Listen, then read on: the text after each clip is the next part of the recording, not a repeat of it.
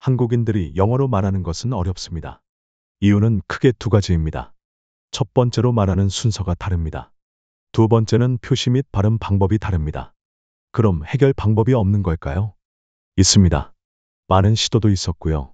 KBS나 EBS 등에서 다큐멘터리를 제작하여 심도 있게 접근을 한 적이 있으며 이를 통해서 영어를 못하는 이유는 명쾌하게 찾았으나 이를 해결하는 방안에 대해서는 너무 포괄적이며 이론적이지 않았나 개인적으로 생각해 봅니다.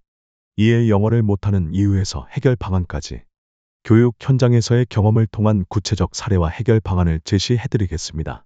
우선 원인입니다. 영상을 통해서 역사적 사실을 한번 보시고 오시겠습니다. 수트와 한복 차림으로 정면을 바라보고 있는 학생들. 그런데 교실 한가운데 짧은 머리에 양복 차림, 턱수염까지 덥수룩한 한 남성이 보인다. 외국인? 놀랍게도 1800년대 후반 조선 영어 학교 사진이다.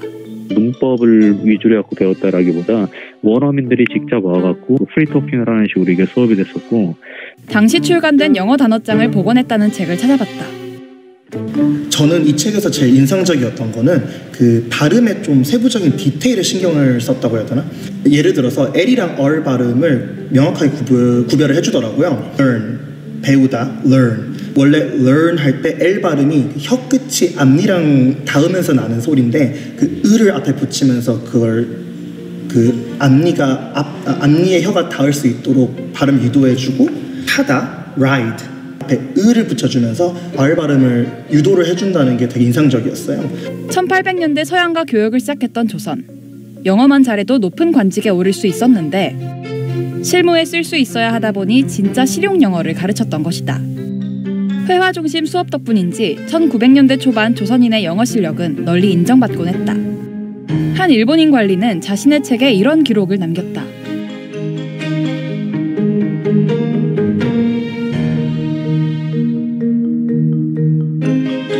그런데 조선의 후예인 나는 왜 아직도 외국인 앞에 서면 입이 얼어붙는 걸까? 저 영어 울렁증이 좀 있어가지고.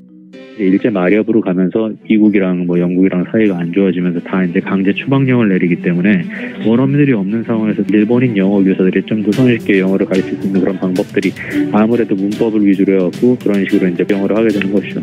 일제강점기를 거치며 말하기 중심의 교육이 작문과 문법 위주로 바뀌었고 조선인의 영어 실력에 대한 평가는 불과 30년 만에 정반대로 바뀌었다.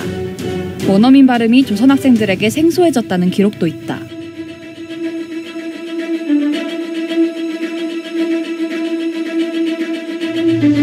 일본이 미국이랑 적국이었던 일제강점기 말, 영어 수업은 공식적으로 폐쇄됐다.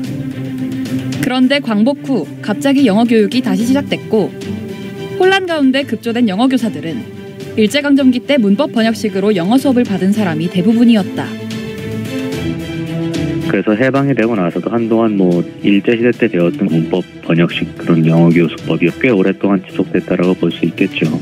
안타깝게도 우리나라는 오랜 시간 문법 번역식 영어를 배워왔다. 조선시대 말하기 중심 영어 교육이 지속됐다면 영어가 지금처럼 두렵진 않았을 텐데. 일단 구한말 조상님들과 현재의 우리 영어 교육의 접근 방식이 너무나 다르다입니다. 구한말 조상님들의 접근은 그들의 말, 문화를 이해하려고 하고 이를 실용적 입장에서 배우는 방법이라면 우리의 영어 교육은 시험 점수를 잘 맞기 위한 과목으로서 이해하고 영어를 한국어의 사고에 대입하여 암기하고 있지 않느냐는 겁니다. 예를 들어 부모님 입장이라면 아이들에게 제일 먼저 물어보는 말이 이 단어 읽어봐라. 단어는 하루에 몇 개를 외웠냐, 투부정사는 아느냐. 이런 질문들이 영어를 과목으로 대하는 우리의 자세입니다. 이 영상을 통해서 깨달음이 있다면 오늘부터의 질문은 내가 영어로 말할 수 있는 말이 뭐야? 라고 질문하시게 될 겁니다. 자, 그럼 이제 접근 방식을 바꿔서 그들의 말과 문화를 이해하면서 접근해 본다는 큰 틀에서 하나씩 설명드리겠습니다. 첫 번째 말하는 순서가 다르다를 어떻게 해결할 것인지입니다. 그럼 사례를 보시고 이해를 해보시기 바랍니다. 영어와 전혀 다른 어순과 구조를 가지고 있는 핀란드에 가봤습니다. 사람들의 영어 실력은 어느 정도일까? 거리의 시민들에게 헬싱키에 대한 소개를 부탁했습니다. So if you are a foreigner in Helsinki, I should say these two streets here. This is Aleksanterin katu and the next is Esplanade. 이번엔 시장에 가봤습니다. 식재료를 파는 상인에게 음식 만드는 법을 물어봤죠. you cut a little bit here, the stem, and then you cut maybe one time in half, and then you fry it in the frying pan, because mushroom has a lot of water. 국민의 70% 이상이 영어를 사용할 수 있고 교육 경쟁력은 세계 1위로 평가받고 있습니다. 그렇다면 이들이 사용하는 영어는 어느 정도 수준일까요? 핀란드 사람들이 사용하는 영어 단어는 기본 어휘 중 2,000단어 이내가 93%로 우리나라 중학생 수준입니다.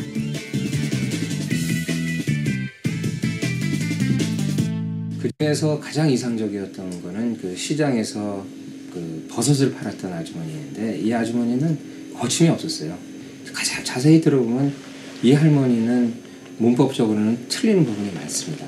그럼에도 불구하고 우리는 전혀 불편함이 없었거든요. 그리고 어색하다는 느낌이 전혀 안 들어요. 2,000단어만으로 자유롭게 말하는 핀란드와 더 많은 단어를 알아도 말 못하는 한국. 영어를 잘한다는 건 대체 뭘까요?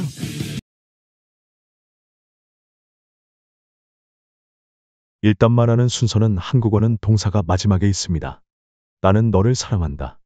즉 주어 목적어 동사 순이 일반적이며 한국어는 순서보다는 조사로 주어는 은는 이가로 목적어는 을이나 에게 동사는 이다 하다로 인식을 하는 겁니다. 그래서 순서가 별로 중요하지 않아요. 너를 사랑하다 나는 또는 사랑한다 나는 너를 해도 우리는 다 알아먹습니다. 그런데 영어는 순서로 구조를 인식하는 언어입니다. 그래서 그들의 언어 순서를 이해하고 어떤 상황에서든 맞춰서 써보는 개념이죠. 영어의 어수는 생각보다 간단합니다. 주어를 중심으로 그냥 보이는 대로 쓰시면 됩니다. 예를 들어 내가 공부하는 것을 원해 를 영작한다고 생각하면 좀 복잡해지죠. 내가가 주어인가 그럼 영어로 유인가 하고요. 그런데 그림을 그려보죠. 그리고 주어의 시선을 따라가 보세요. 일단 말하는 주인공인 주어가 없어요. 한국어는 주어나 목적어를 생략해도 되거든요. 그럼 동작으로 가봐요. 누가 원하는 거죠? 그렇죠 나겠죠. 나부터 동작 그리고 보이는 너 그리고 너의 동작 순으로 연결이 되겠죠. 그래서 I want you study가 일단 나오죠. 그래도 어순은 맞은 거고 이렇게 쓰면 그래도 대략은 이해를 합니다. 이게 첫 번째 어순을 맞추는 방법이고요. 다음 문법보다는 어법이라고 하죠. 어법은 말하기 위해서 검토해야 하는 최소한의 문법이라고 간단히 정리하죠. 어법을 통해서 자기 스스로 검증 과정을 겪으면 됩니다. 그리고 맞았는지 번역기를 돌려서 확인해 보면 됩니다. 일단 나는 네가 공부하다 원하다 한국어 해석도 이상하죠. 그렇습니다. study는 동작이 오면은 안 되는 자리인 거죠.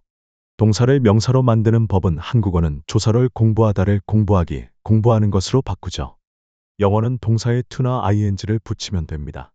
여기서 문법식 영어를 하신 분은 오형식이고 목적보어에 to 부정사의 명사적 용법을 사용한 거라고 생각을 하실 겁니다. 맞습니다. 다만 이런 구조로 계속 말을 만들면 머리에서 맴돌다 시간이 너무 많이 걸리게 되는 거죠. 이 방법을 사용해 보세요. 우선 주인공의 시각에 맞게 I want you study 만들어보고 다음으로 어법을 이용해서 검토하여 study는 동작이 두 개일 수는 없으니 네가 공부하는 것. 그럼 어떻게 바꾸지? to를 붙이면 미래적 느낌이고 ing를 붙이면 생동감의 현재의 느낌입니다. 그럼 to를 쓸까요? ing를 쓸까요? 골라보세요. 그렇죠. 지금 공부하고 있는 너한테 또 공부하라고 하지는 않겠죠. 그래서 지금은 하지 않지만 미래의 동작인 to study인 겁니다. 이런 방식이 영어의 느낌으로 영어를 공부하는 방식입니다. 기초의 틀을 잡고 다양한 다른 방법으로 확장하는 방법을 취하는 게 가장 효율적인 방법입니다.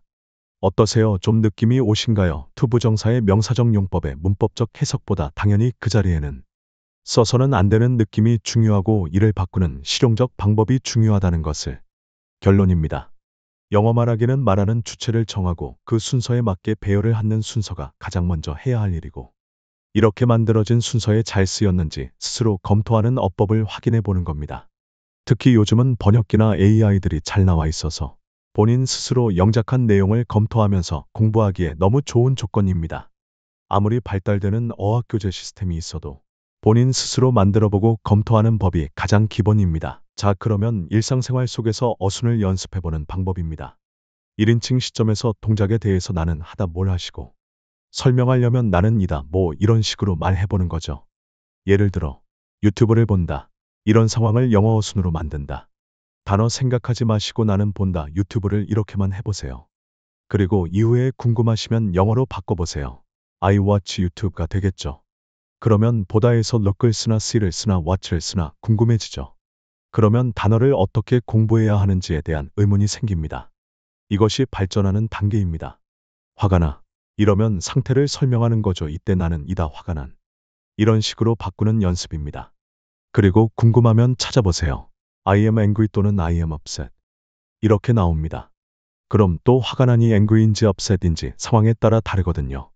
결론적으로 익숙해질 때까지 한국어를 영어식 어순으로 쓰는 연습을 해보세요. 그래도 한국어는 상대방이 알아듣습니다. 나 본다 유튜브를 이렇게 해도 이해되잖아요. 나이다 화가 난 이래도 이해되잖아요. 물론 상대방이 약간의 짜증이 나겠지만 먼저 양해를 구하고 해보세요. 영어 공부를 위한 거라고. 단계별로 정리해드리면 1. 한국어를 영어식 어순으로 말해본다. 2. 내가 맞게 쓰는지 검토를 위한 가장 필요하고 최소한의 문법만을 공부한다. 3. 어떤 단어를 써야 맞는지가 궁금하다. 4. 발음이 궁금해진다. 결국 필요에 의해서 공부하시면 쉽게 접근하게 됩니다. 이것이 기초를 단단하게 잡는 방법입니다. 여러분들의 반응이 좋다면 이후 어법, 단어, 발음에 관련된 내용을 하나씩 정리해드리겠습니다. 구독, 좋아요, 알람 설정.